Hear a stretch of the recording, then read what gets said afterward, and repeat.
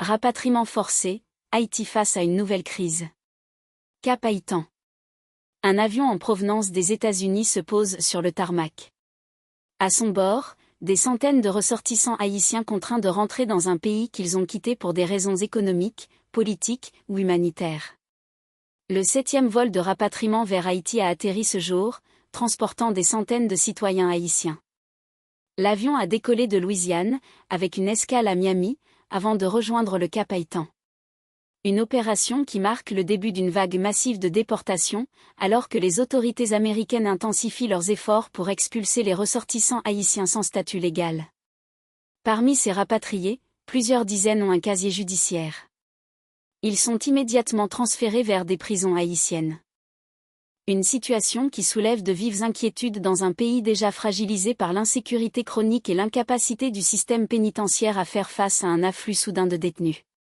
Le gouvernement américain a averti Haïti de se préparer à recevoir au moins 2 avions par semaine à partir du 24 juillet, date à laquelle le statut de protection temporaire, ou TPS, expire pour 350 000 Haïtiens vivant aux États-Unis.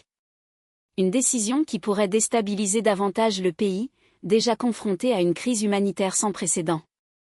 Les autorités haïtiennes doivent maintenant faire face à un défi logistique et social immense. Les autorités haïtiennes et les activistes expriment leur inquiétude face à l'incapacité du pays à gérer cet afflux massif. Pourtant, ils sont restés silencieux lorsque 20 millions de migrants sont entrés aux États-Unis sous l'administration Biden. Aujourd'hui, ils demandent de l'aide et des ressources qu'ils n'avaient pas réclamées lorsque la situation était inversée.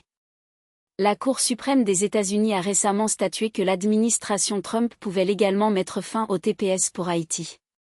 L'administration a justifié cette décision par des préoccupations de sécurité publique et des défis liés au contrôle des antécédents des migrants. Une décision qui a des conséquences majeures pour des centaines de milliers de familles haïtiennes. Les républicains estiment que ces déportations sont une application tardive des lois sur l'immigration, donnant la priorité aux citoyens américains et éloignant les migrants illégaux, en particulier ceux avec un passé criminel. Ils soutiennent que ces mesures sont nécessaires pour rétablir l'ordre et assurer la sécurité des communautés américaines, tout en envoyant un message clair aux migrants potentiels. Dans l'état actuel de l'insécurité en Haïti, le système d'immigration américain ne fait que commencer son projet de déportation massive des bénéficiaires du TPS.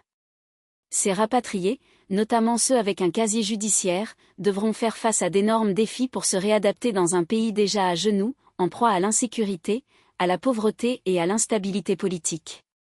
Haïti n'est pas prêt à accueillir des centaines de milliers de rapatriés, et les conséquences pourraient être désastreuses.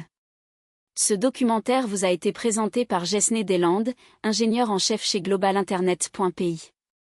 Nous croyons que l'information est une arme puissante pour le changement.